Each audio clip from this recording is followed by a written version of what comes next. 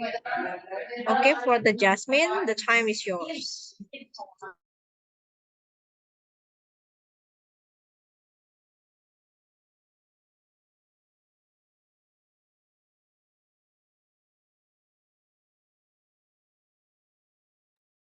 Assalamualaikum warahmatullahi wabarakatuh. Waalaikumsalam warahmatullahi wabarakatuh. Good afternoon, everyone. Welcome to Pesat Speaks Up.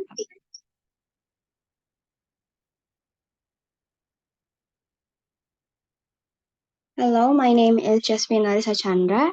As the host for today, we are going to watch amazing performance from two groups who will explain to us about some interesting topics. Here, I am not alone. I'm here with my friend Almira Rizka Haddadi as the moderator. But before the presenters start their presentation, let me greet our beloved teacher and educator for today, Miss Ika Septianawati SPD, Miss R. Sri Wilujong MPD, Afra Fitriani SS MPD. Okay, now I'll give this video conference to my friend Armila Rizka Haddadi. Now, please take the video conference. Thank you so much, Jasmine Larissa Chandra. Assalamualaikum warahmatullahi wabarakatuh. Good afternoon, everyone. Firstly, I would like to thankful for the Honorable Principal of SMA Plus PGRI Cibinong, Mr. Dr. Agus Rohiman MPD, the Honorable of all the educators for today, Mrs. Ika Septianawati MPD, Mrs. Sri Wilujong MPD, and Mrs. Afra Fitriani SS MPD, and all the participants that has joined the Pesat Speak Up today. Welcome to Pesat Speak Up at Pioneer class. Today, we gather here to watch performance from Group 3 and Group 4. They will present some interesting topics that can improve our knowledge about it. Before we start, let me introduce myself first. My name is Amira Rizka from Group 1, and now I'll read the rules of this video conference. The first rule is please do not turn on the microphone without the moderator's permission to avoid disturbance or background noises. Second is only the presenter who can share the file. Third is to feel free to ask questions in the chat room at the end of the presentation or in the dedicated Q&A session. I, as the moderator, will manage who can ask the question after making it in the chat room first. And I, as the moderator, may leave you if you disobey the rules. And don't forget to fill up your present form that will gonna be shared soon at the chat box to fill up your attendance for today's meeting. Okay, next, let's see the performance of the first group. Hello, Group 3. What is your topic and subtopic for today? Well, hello, Almira. So, my name is Carissa Chandarini. I'm here as the representative of Group 3. We're going to talk about an interesting topic, which is economics. And the subtopic is going to be unemployment in economics. What an interesting topic, Group 3. Shall we listen to it now? Okay, Group 3, the time is yours. Thank you so much, Almira, for the time. Now, wait, this is our presentation, Unemployment in Economics. Next slide, please.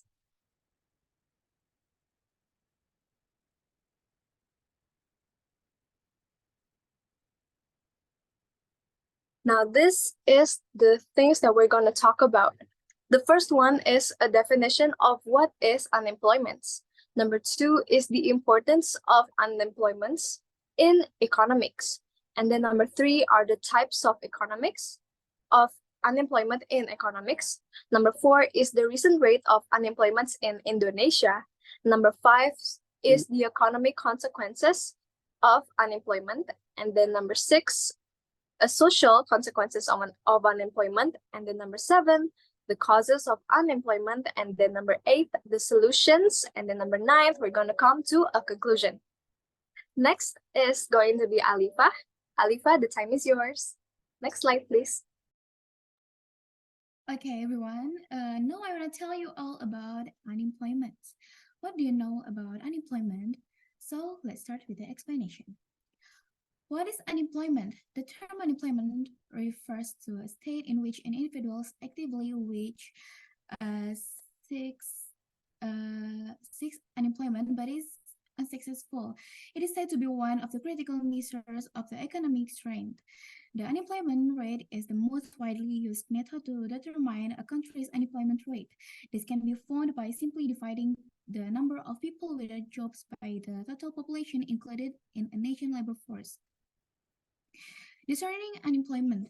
Unemployment is a major economic criterion because it shows the capability or incapability of healthy, educated, and willing individuals to gain a livelihood.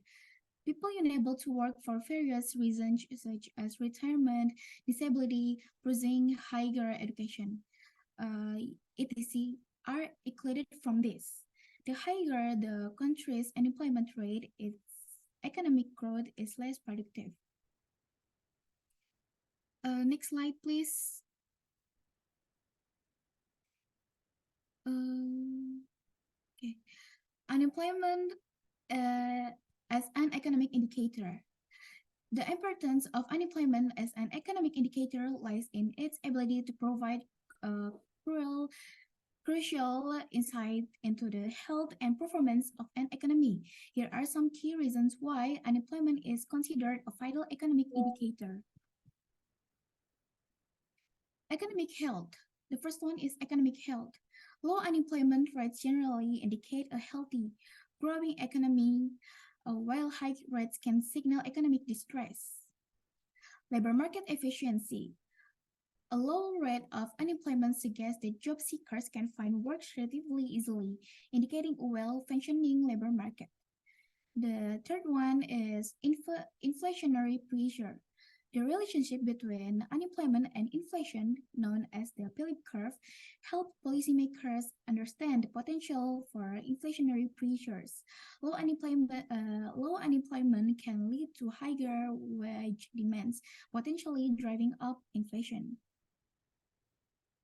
And the fourth one is long-term trends. Examining long-term trends in unemployment can reveal structural shifts in an economy. For example, persistent high unemployment may indicate the need for educational or labor market reforms. The next slide, please. Types of unemployment. Frictional unemployment, it is a natural consequence of market processes and the exchange of information, which can often be expensive. Finding new employment, hearing the individuals may change the requirements issued by the company and then giving related jobs to suitable people often leads to frictional unemployment. Cyclical unemployment. It refers to the periodic rise and fall in the unemployment rate as an economy undergoes growth and losses. During the recession, unemployment rates soar while they dip substantially when an economy is strong and stable. Structural unemployment. It comes about due to changes in the technical skill requirements of jobs and frequently accompany the evolution of society. Often, it is easier to hire new, train workers than to retrain old workers, resulting in loss of employment for the masses. Institutional unemployment. These are the socio-economic reasons for unemployment, including government policies like minimum wages, oppressive jobs licensing laws, etc.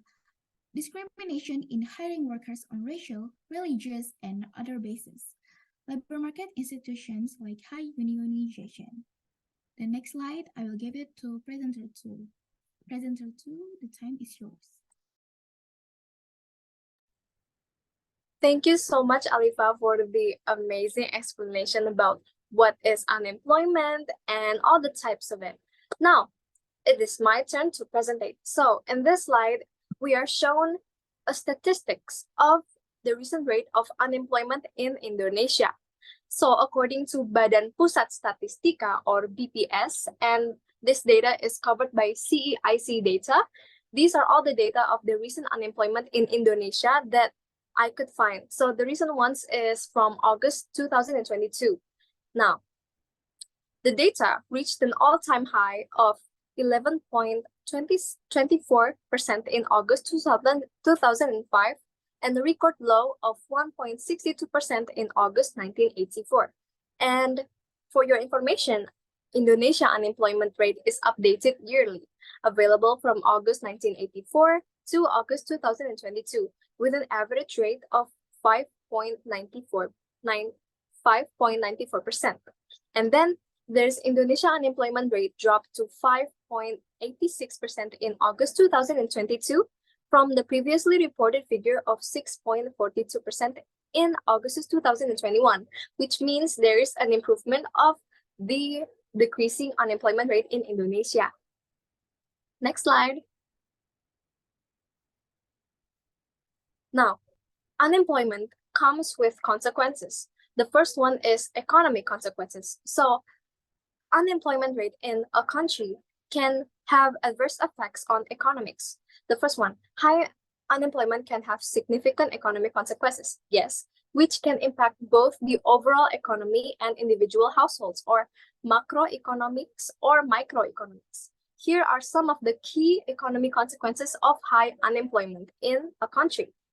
So, the first one is reduced GDP, or gross domestic product. What is GDP? So GDP is a monetary measure of the market value of all the final goods and services produced in a specific time period by a country or countries. And how does unemployment affect GDP?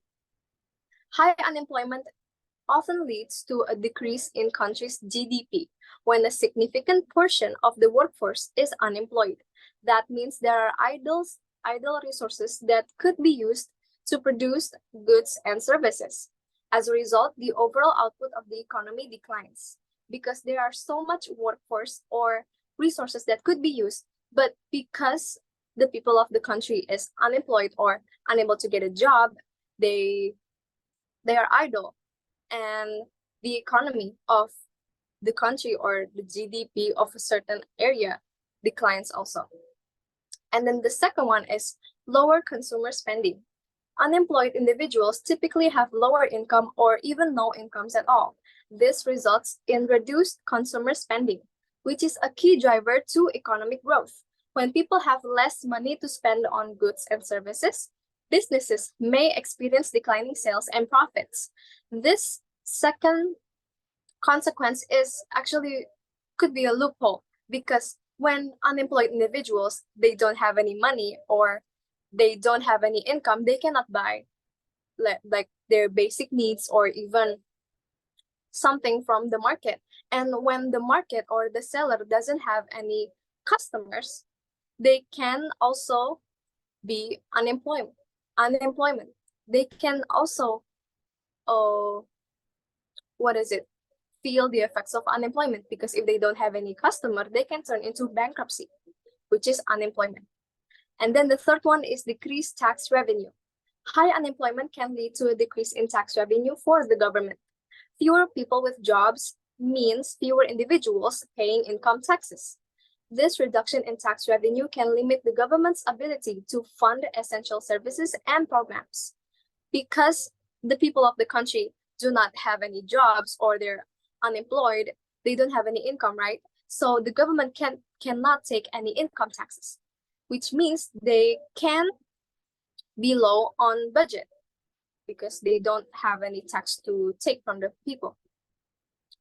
And then there's the fourth one, budget deficits. Talking about the previous one, the combination of decreased tax revenue and increased government expenditure can result in budget deficits. Governments may need to borrow money to cover these deficits, leading to higher levels of public debt. And then the last one is worsening income inequality. High unemployment can exacerbate income inequality within a society. Those who remain employed may see their income rises, while the unemployed struggle with reduced income or rely on government assistance programs. These economic consequences highlight the importance of addressing high unemployment as a priority for the government or the policymakers. Reducing unemployment is not only essential for economic stability, but is also essential for the people's well-being of the individuals or the communities. Next slide, please. Now, the next one is social consequences. not just economic consequences, unemployment can have effect on society. High unemployment can have significant social consequences that extend beyond its economic impacts. These social consequences can affect individuals, families, and communities in various ways. The first one is increased poverty.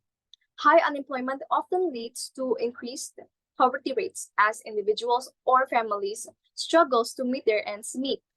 They struggle to even buy their basic needs without a stable source of income because they don't have a stable source of income or a job. This can result in reduced access to adequate housing, nutritious foods, healthcare, education, etc. And then the second one is homelessness. Job loss and financial instability can contribute to homelessness, as individuals and families may be unable to afford housing, proper housing. Homelessness can lead to a range of social and health issues, including mental health challenges and substances abuse or drug abuse. And then the third one is reduced educational opportunities. This one comes to the children, the youth of the country. Families facing financial hardships due to unemployment may struggle to provide educational opportunities for their children. This can limit children's access to quality education and also future prospects. This can also be a loop.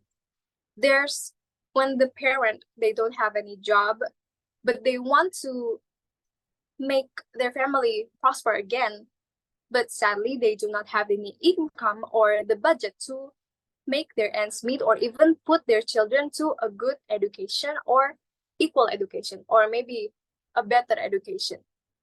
And children or youth without better education or equal education, they cannot provide for their future. It's hard for them to provide for their future because education is really important and is very essential for today's well-being and the country's well-being too, economics and society-wise. And then there's also social isolation.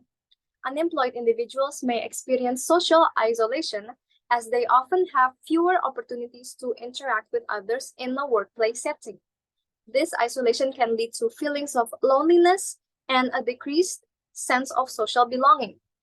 This impact kind of have some stigma in the society. There's a stigma in society where if someone is unemployed, people may have a bad impression on them.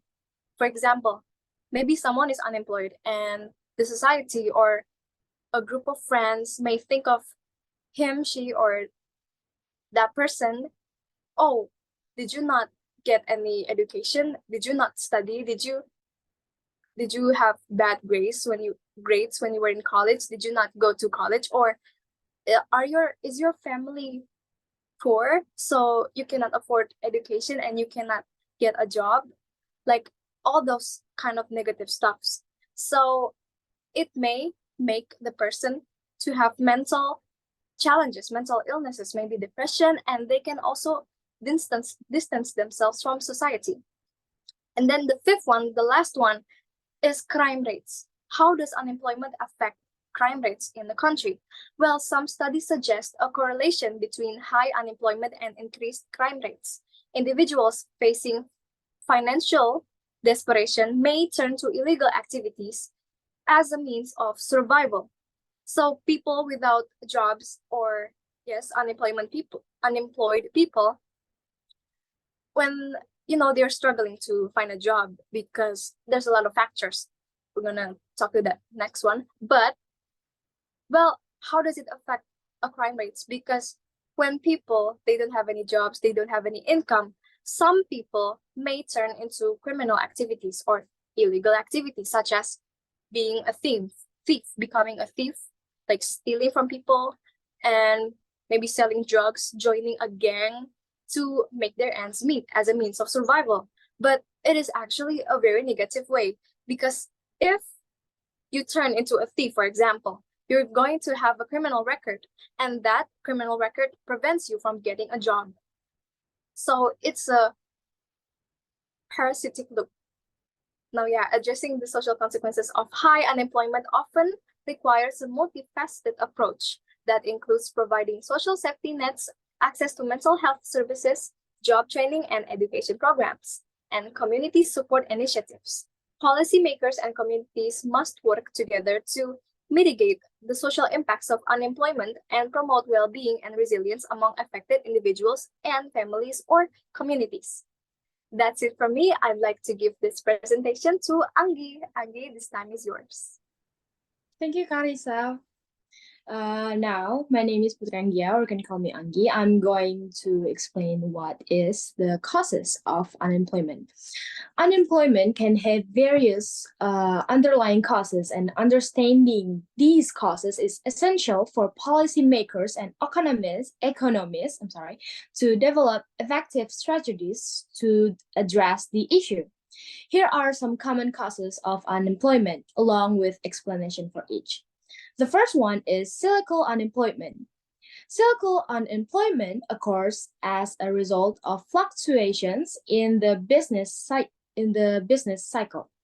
During economic downturns, such as recessions or contractions, businesses may reduce their workforce due to decreased demands for goods and services.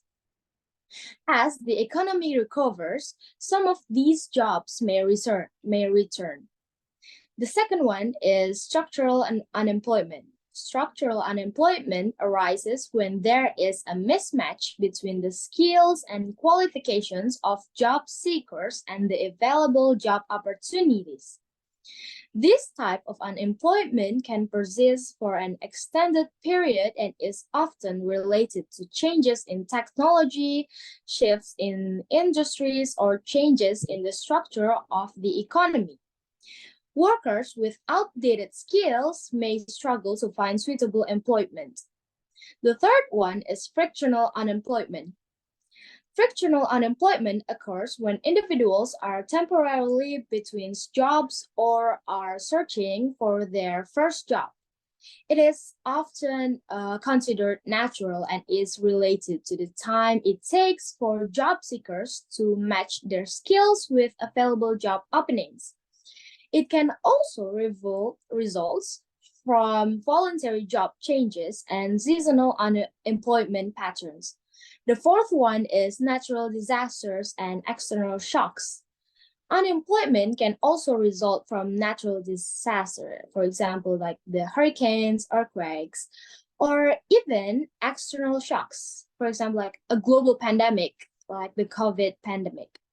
Such events can disrupt economic activity, leading to job losses, particularly in affected industry like tourism, hospitality, and transportation.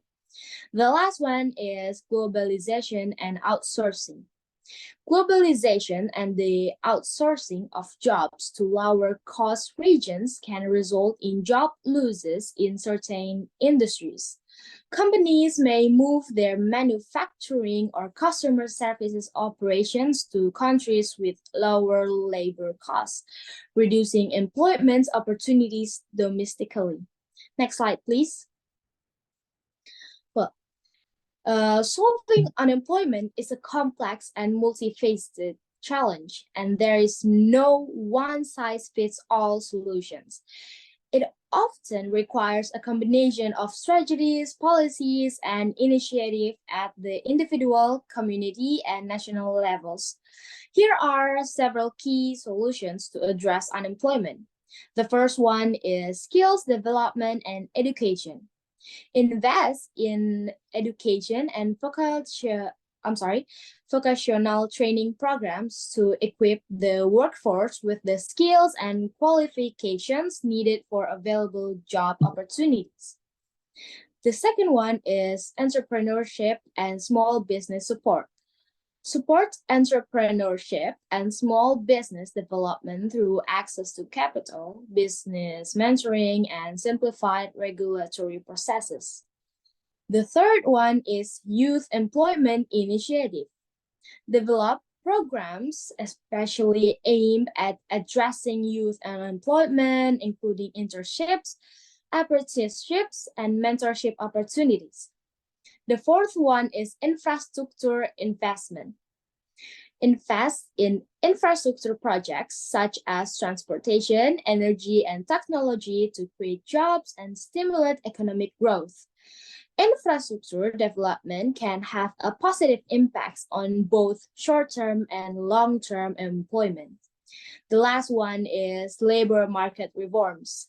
Implement labor market reforms that enhance labor flexibility while protecting workers' rights, or develop policies that make it easier for employers to hire and manage their workforce can encourage job creation.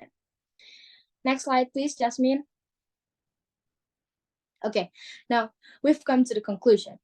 In conclusion, addressing unemployment is a complex and multifaceted challenge that requires a comprehensive approach. High unemployment rates can have significant economic and social consequences, affecting individuals, families, and communities. The lower the unemployment rate, the better. I think that's all from us. Carissa? Yes, that is all for our presentation about the topic unemployment in economics. We'd like to give this back to the moderator, Amira. Thank you so much, Carissa, and thank you so much, Group 3, for the presentation. Okay, guys, so we already heard about unemployment in economic. But before we move to the second group, I'd like to inform you guys again to please fill the present form in the chat box for all the participants who attended this meeting. Okay, the next performance is from Group 4. Hello, Group 4. What is your topic and subtopic for today? Okay, thank you, Almira. Good afternoon, everyone. We are Group 4, and our topic today is science. And for our subtopic, it's viruses and their effects to the world. Okay, shall I start, Almira? What a great topic to hear. Shall we listen to it now? Okay, Group 4, the time is yours. Okay.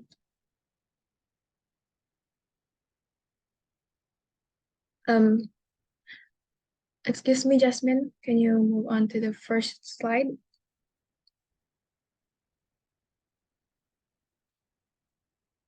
The first one, I mean, this is the 10th slide. Okay. Hello, everyone. My name is Anisa Wiratama, and I am here as the representative of Group 4 and as the first speaker that will talk about the definition of virus, the threat from viruses, and the conclusion of this presentation. Now, let me introduce my friends or teammates who is also going to present this presentation. Next slide, please.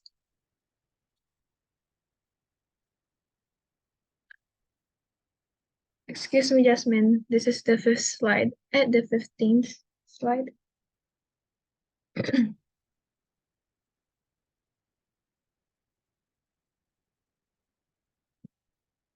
Okay, so there is Rafael Oswald Tarigan as the second speaker that will talk about the viruses' impact on science and society and viruses around us, plus a bit of an introduction about the deadliest viruses.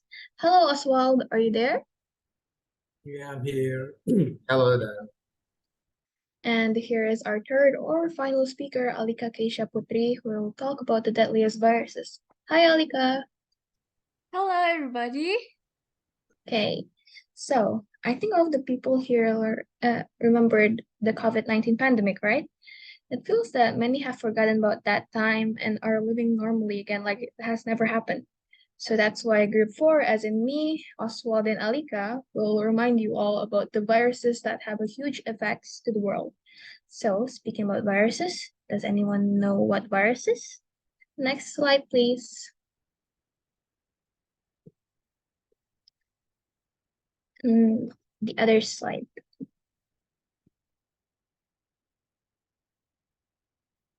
Can you move on to the next slide again, Jasmine?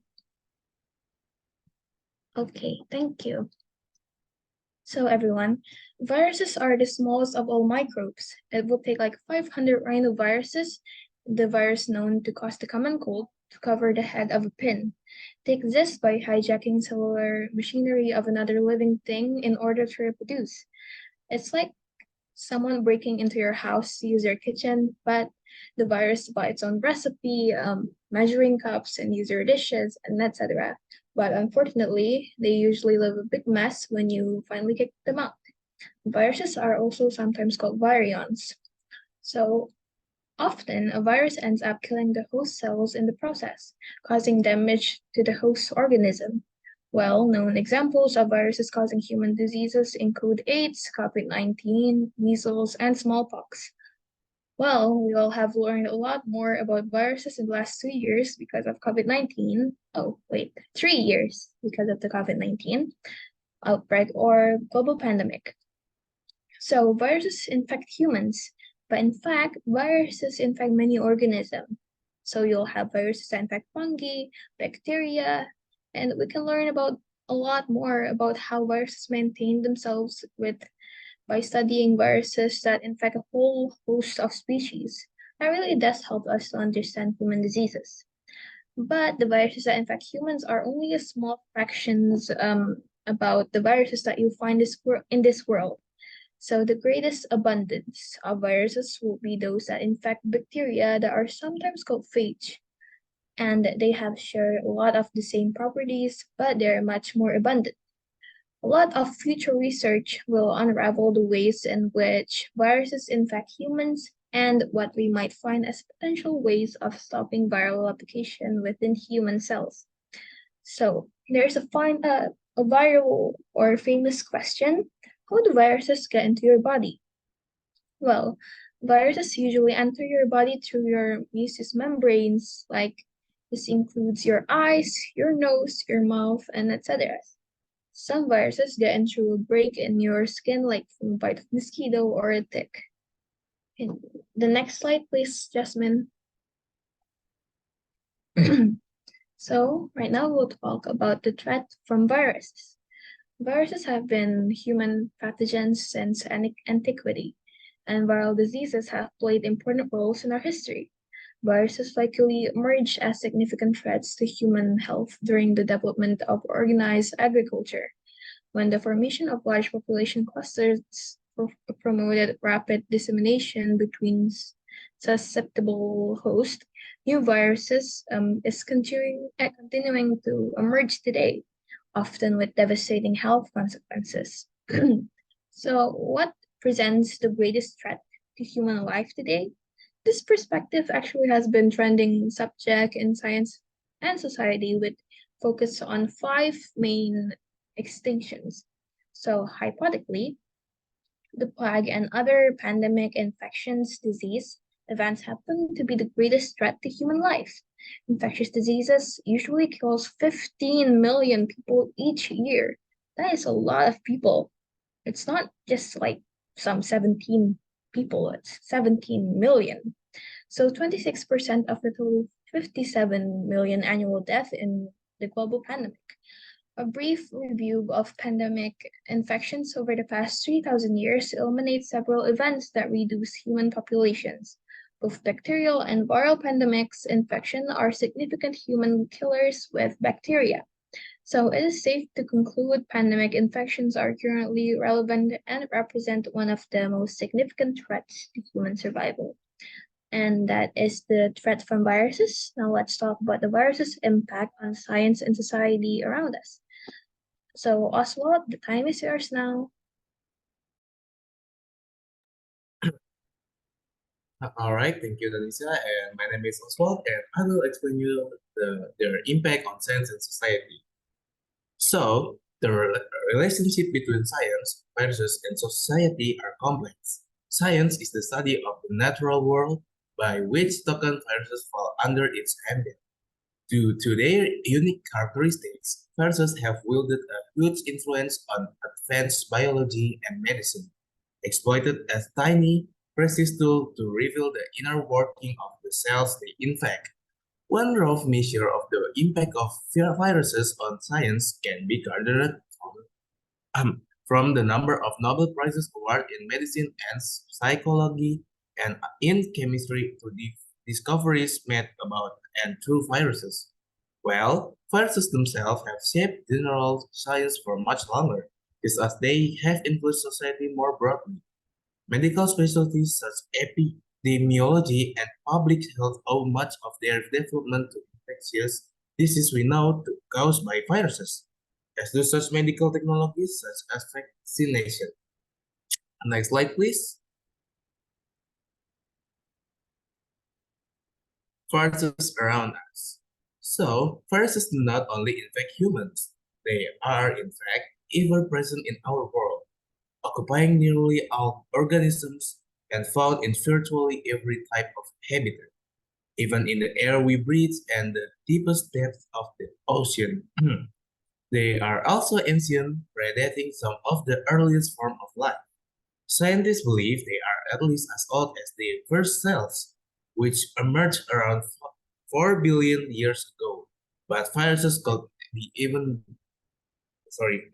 older, existing in the precellular world as self-replicating entities that subsequently evolve in form that parasitize our other cells. Do you realize that influenza spread easily around us? Yeah, that's because influenza is one of the common viruses. Next slide, please. So, top 3 deadly viruses in the world. Do you think COVID-19 is the most dangerous virus in the world? Surprisingly, it's not. Even COVID-19 took so many victims around the world, it's not in the top 10. So, do you want to know what are the dangerous viruses in the world? Good then, because today, Alika will explain you about top 3 deadliest viruses in the world. So, Alika, the time is yours. Okay, thank you so much, Oswald, for giving me a time. Hello, audience. Let me introduce myself. My name is Alika Keisha Putri as a third speaker, and now I'm gonna explain the top 3 deadliest viruses in the world. Humans have been fighting viruses since the species has existed. Some viruses pose a bigger threat than others. The viral strain that drove the 2014 to 2016 Ebola outbreak in West Africa kills up to 90% of the people it infects, making it the most lethal member of the Ebola family. But there are other viruses that are even deadlier. Some viruses, including the novel coronavirus currently driving outbreaks around the globe, have lower fatality rates but still pose a serious threat to public health because they infect so many people. So here is the top 3 deadliest viruses in the world. Okay, the first one is Ebola. Ebola is deadly disease caused by a viral infection. This disease can cause organ damage and bleeding in the sufferer's body. Although the disease is rare outside endemic areas, the rate from contracting this virus is very high. In 1976, the first known Ebola outbreaks in humans struck simultaneously in the Republic of the Sudan and the Democratic Republic of Congo. Ebola is spread through contact with blood or other body fluids or tissue from infected people or animals. The largest Ebola outbreak on the record emerged in West Africa in early 2014 and took 2 years to resolve. During that time, it infected 28,652 people and claimed 11,325 lives, according to the Centers for Disease Control and Transmission, or CDC. Next slide, please, Jasmine.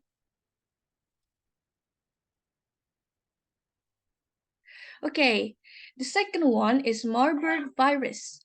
Marburg is viral virus like its more famous cousin, Ebola.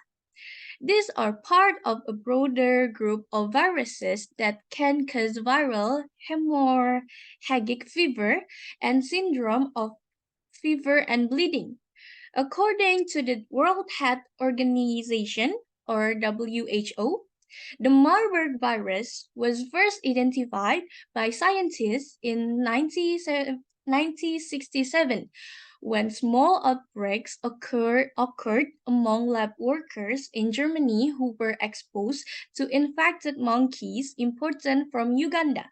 The case fatality rate in the first outbreak at 1967 was 28%, but it was 83% in the 1998 to 2000 outbreak in Uganda. According to WHO, the first known Marburg virus outbreak in West Africa was confirmed in August 2021. The case was male from southwestern Guinea who developed a fever headache, fatigue, abnormal pain, and gingival hemorrhage before ultimately dying of the disease. This outbreak lasted for 6 weeks, and while there were 170 high-risk contact, only one case was confirmed, according to Reuters.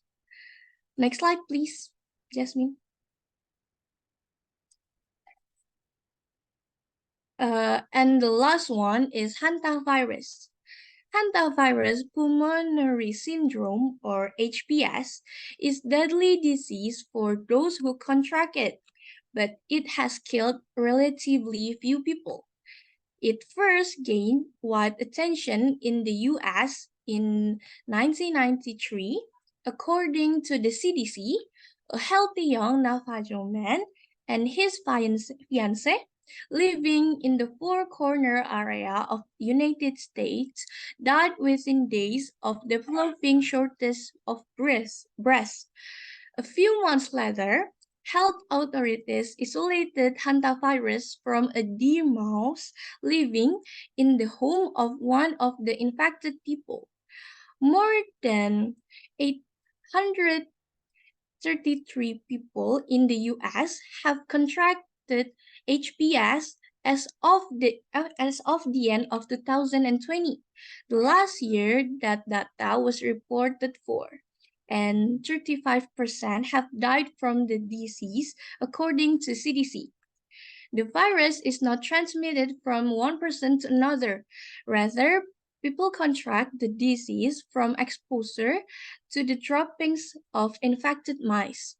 Previously, a driven hantavirus called Korean hemorrhagic fever caused an outbreak in the early 1950s during the Korean War, according to a 2010 paper in the journal Clinical Microbiology Reviews. More than 3,000 United Nations troops become infected, and about 12% of them died. While the virus was new to Western medicine when it was discovered in the US, researchers realized later that Navajo medical traditions describe a similar illness and linked the disease to mice. Actually, there is still a lot of material regarding this topic, but maybe that's all that I could tell about the top 3 viruses in the world. And now I will return to Danisa, who will close this presentation. Okay, thank you, Alika.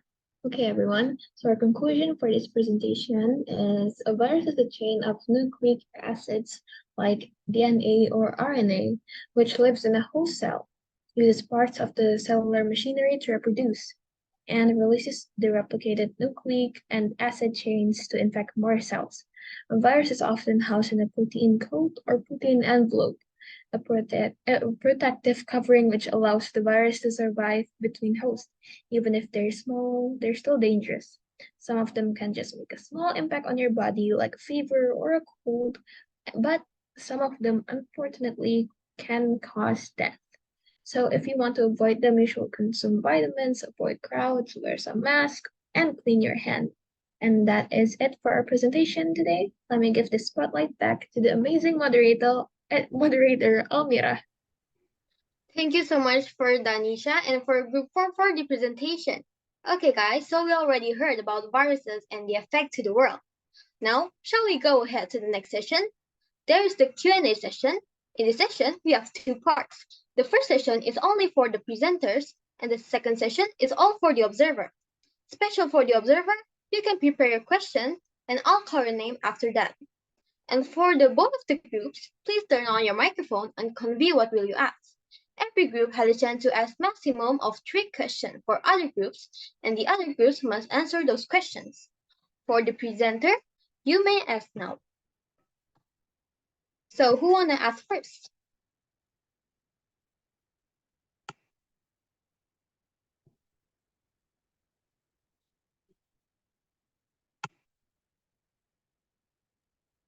Okay, since nobody. Oh wait, is this group 3 section? Oh yeah. I'd like to ask a question to group 4. So your topic is about viruses, right? And I'd like to ask you, how does the virus spread so quickly around the world? Thank you.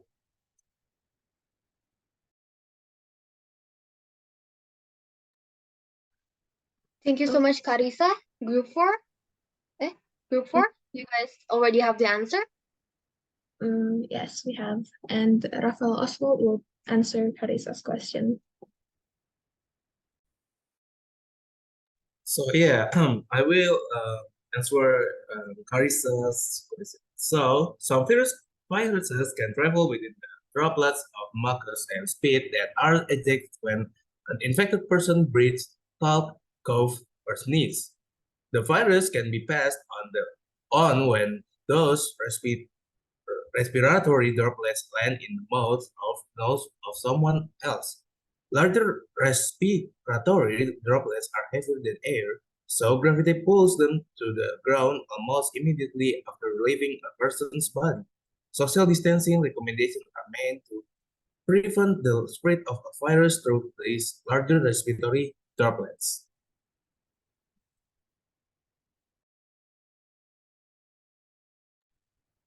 I see also, thank you. But I'd like to ask another one.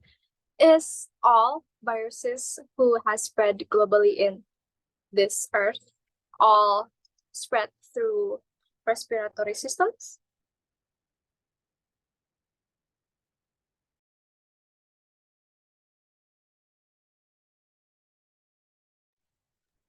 Excuse me, Carissa, can you give us some time to answer that question? Okay, but before that, can I ask a question to group 3? Yes. Okay. So all of you have talked about what caused unemployment and the social economic consequences, etc. But you also talk about the fact that unemployment can cause children to lose their educational opportunities, right? So my question is, can it ruin or break a relationship between family because of the reason that those children cannot afford to provide their children with education? Thank you. Thank you, Daan, Danisha. So I'd like to ask first from my group, Anggi, Alifa, Okay. or one of you. Okay, I will answer the Danisha's question. The Danisha's question is, can the unemployment ruin or break a relationship between family, right? Okay, the answer is yes. Why? Unemployment that triggers divorce is certain because the two parties haven't found a solution to live together with material shortages, or there are no factors that make them able to survive, especially if both of them can suppress their respective egos. Okay, these are some possible triggers factors. Consist of an unemployed husband can't work while his wife also doesn't work. So the main income of the husband, his wife didn't want to help with the business and choosing to go home to her parents' house. And husband never got a job, but he also didn't want to start a small business, like online shop maybe or something, etc. And then the wife works, but her husband enjoys hanging out at home, not looking for a job, not a business. That is so, you. And the wife's hobby is going on spree, but the husband still finds it difficult to get a job, or is already in business but not yet running smoothly. And the prosecuting wife is like Indonesian soap operas. That is so dramatic, right? And the last one is lots of expenses, no savings, and lot of debt. And those are still happens a lot, right? That is why unemployment can destroy a household. Okay, that is the answer from me. Danisha, are you satisfied with the answer? Yes, thank you so much, Alifa. Uh, Okay, everyone. All the questions have been answered by the presenter. And now we're gonna get to the next session where the Q&A session is for all the observer could ask questions for the presenter and the presenter will answer those questions. So if you want to ask question, please raise your hand first. After I allowed you, you can ask to the presenters.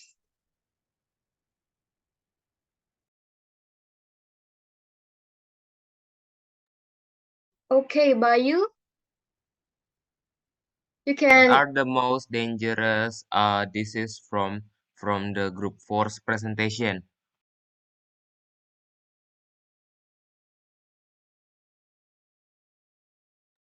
Okay, is it clear for group 4?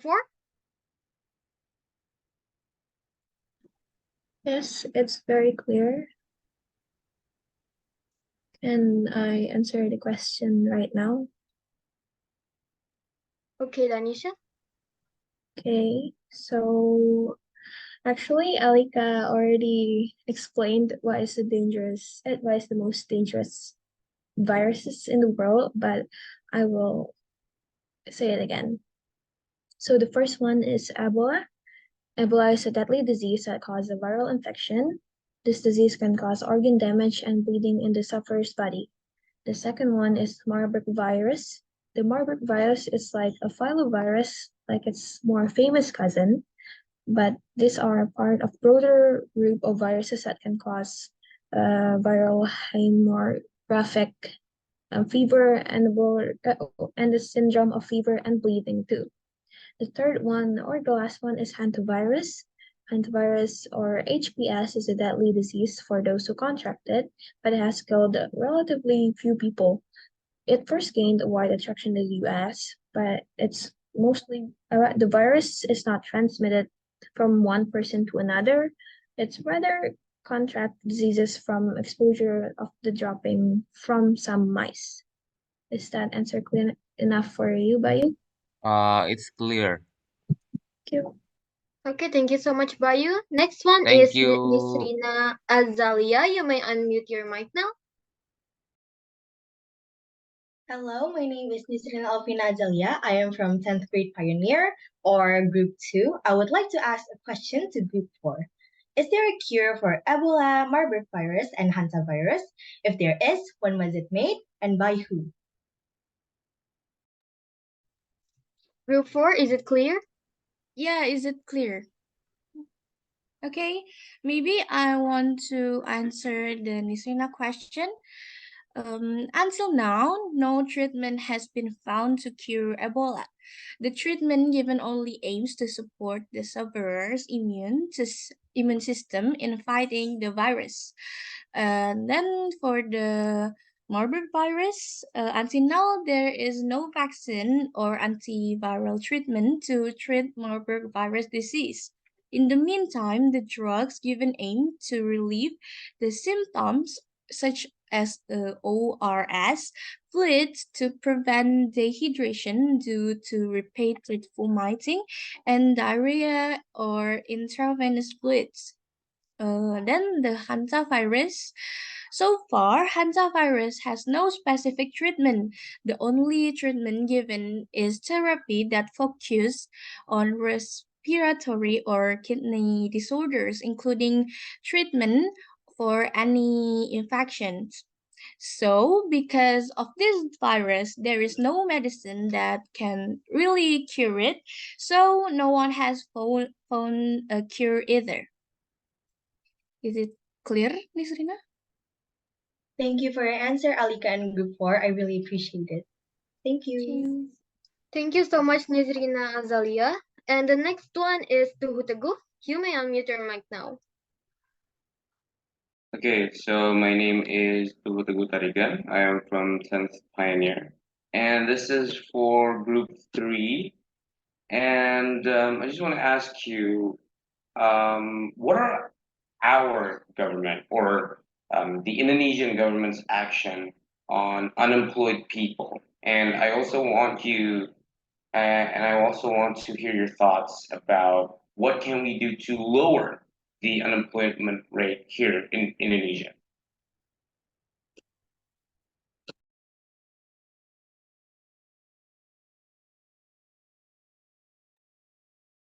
Okay, thank you so much for the question. To who? Now, is Anggi or Alifa gonna answer the question, or am I gonna ask? I think I'm going to be the one to answer the question. So, your question was, what's our government's action to help or deal with the unemployment in Indonesia, right? So, there's actually a couple of things that our government has done. So, the first one is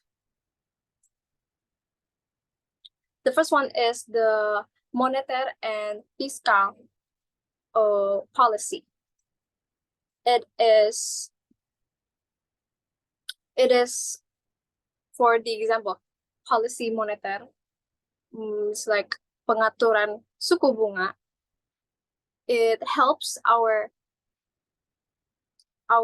economics, inflation, investations, etc. And it can also help our people to continue and make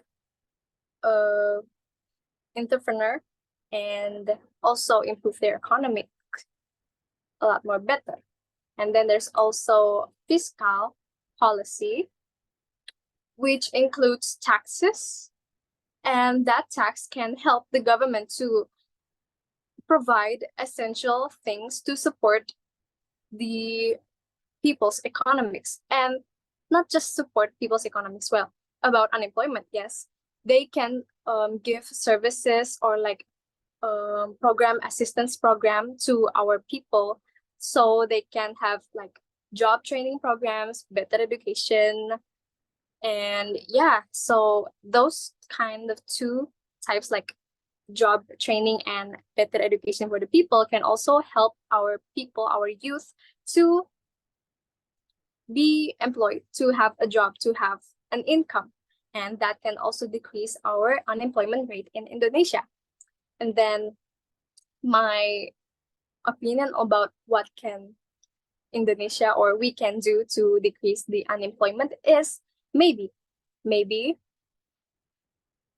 yes, we can provide social support to the unemployed people. Like, for example, I explained it earlier about the social consequences to unemployed people. They can experience mental health, or they can experience the feeling of being declined by society, because there's a stigma in society about if there's unemployed people, they can have a bad impression or like a negative impression about them. Maybe they thought, the unemployed people, oh, did you not get enough education? Is your family poor, etc.? And as we people of Indonesia, we can support and like give a positive attitude. Like, we can embrace our unemployed people, but not in a good way. I mean, support them, not giving bad impression or like keeping this negative stigma in society. That's one thing that we can do. And then number two is we can implement or like tell the youth, our siblings or like people, and then we can raise awareness about how education is very important for our future, for the country's well-being and future prospects. And yeah, that's it for me, I think.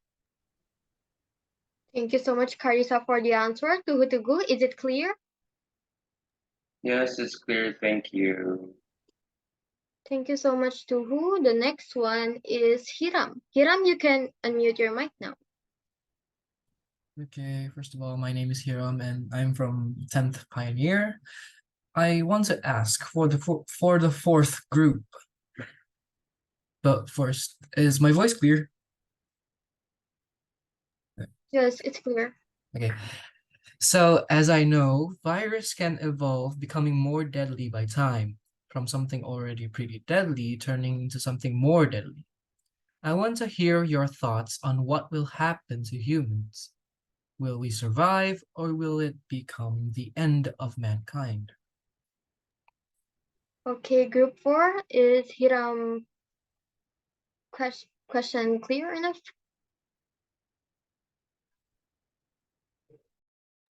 Yes, it is. So yeah, I will answer Hiram's question. Sorry. Wait a sec. You asked as virus can evolve, turning into deadlier as time goes by. I want to hear your thoughts on how will human react to this phenomenon. Will humans survive, or will it wipe us and all mankind? Right? You asked that, right? Yes, that is So, in my thoughts, human will, making more vaccine to counter that viruses, just like the COVID-19. Maybe in the first time we deal with COVID-19, it's a hard time, but you know, um, what is it called? As time goes by, people will discover the vaccination, and I'm sure it will counter the viruses. That's from me. Is it answer your question? It is clear. Thank you very much, Oswald, and also for all the group 4. Thank you. Okay, thank you so much, Hiram, for the question. And I think the last one who can ask for both of the presenter is Marsha Farika, because the time is almost done. So, okay, Marsha, you can unmute now. Okay, thank you. My name is Marsha Farika, and I want to ask Group 3. So, I wonder, is there anything we can do as a student to help unemployed people? Thank you. Okay, I will answer the Marsha's question. In my opinion, actually, there's nothing we can do because we as students also don't have anything to do with work. Unlike adults who may already have part-time jobs or permanent jobs. But in my opinion, again, I think it seems like we have to study really hard in order to quickly get a job and reduce unemployment in Indonesia. In my opinion, that's in my opinion. Okay, that is from me. Masha, are you satisfied? Yes, thank you so much, Alifa. Welcome. Okay, thank you so much, Marsha, for the question. And okay, everyone, I think that's all the questions have been answered by the presenters. Give a big applause for them. So, the conclusion for today's group are: unemployment has a profound impact on the life of the economy and social life of the people, like decreasing economic growth and even declining public welfare levels. And also, viruses are not a problem that people can ignore. Therefore, let's all deal with the viruses in a healthy way of living, because preventing is more better than treating it. Okay, everyone, thank you for joining this meeting. I'll give back this video conference to the host. Okay, Jasmine, I'll send it back to you. Thank you, Almira Rizka Hardani. Wow, that was such an amazing performance from all of you guys. I hope everyone enjoyed it. Now that we're finished receiving and answering questions from the audience, does any of the teacher or educator have questions for the two groups?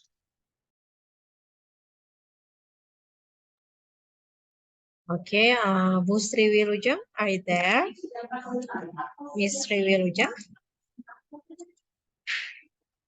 Okay, I think Miss Lee have to say something.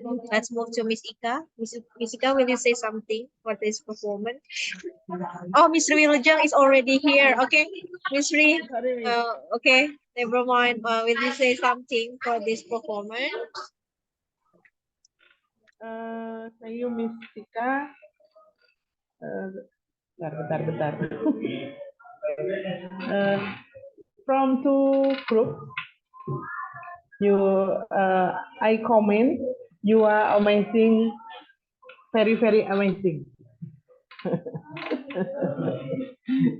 You guys are like your hosting a real webinar. Benar ya, Miss ya? Mudah-mudahan tidak salah bahasa Inggrisnya. Insyaallah benar Bude. It's good. I feel, saya merasa, I feel I was on a webinar in America.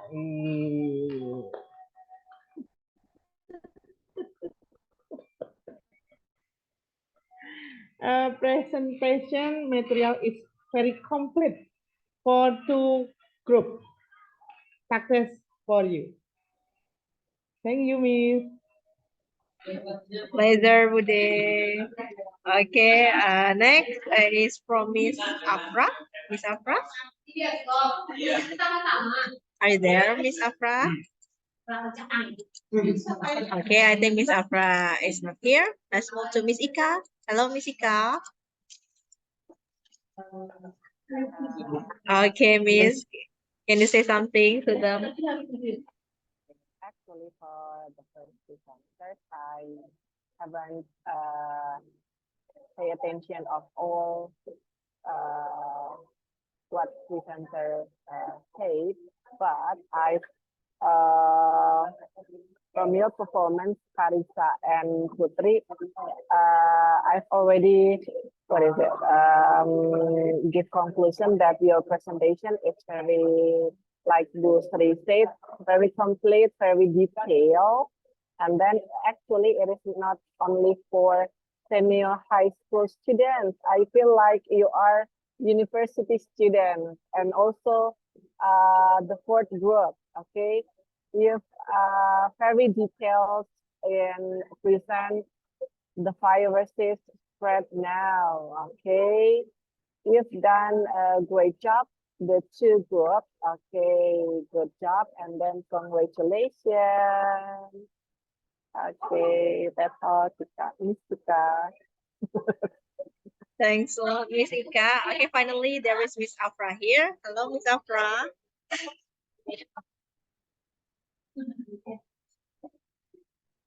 Oh, Miss, I'm sorry. Okay. Yes, Miss, there is a problem with your connection. It's lagging. Yeah.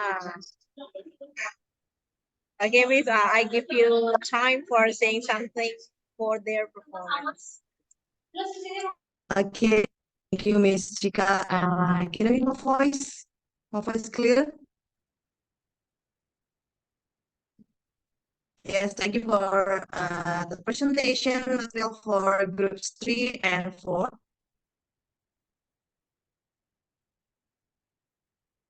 And you have all given your best performance today. I'm very proud of your presentation.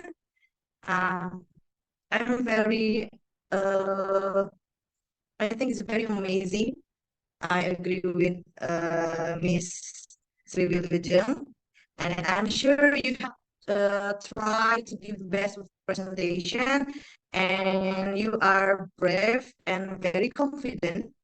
Yeah, all of your English is very good.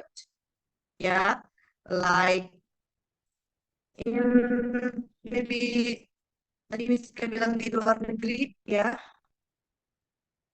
seperti tidak dipesan nih ya. And then I think enough, yeah, Arab is very make me proud of you. Very amazing and congratulations. For the next group, I believe you can do best for the next presentation. Thank you. Give applause. Thanks a lot, Miss Afra, for your positive comment. Okay, guys, the last from me. I have no something to say. I can just say this presentation is almost perfect. Good job for all of you. I hope the next performance must be better because the standard for today is so high. So you have to get the higher level from today.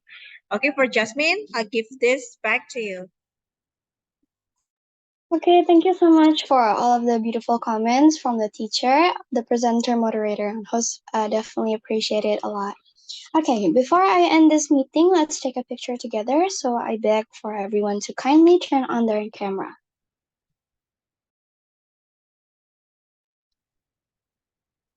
Okay, 1, 2, 3. And then again, 1, 2, 3. Okay, thank you. So, thank you so much for today. See you next time. Wassalamualaikum warahmatullahi wabarakatuh. Waalaikumsalam warahmatullahi wabarakatuh. Thank you, everyone. Bye-bye. Thank you, Miss.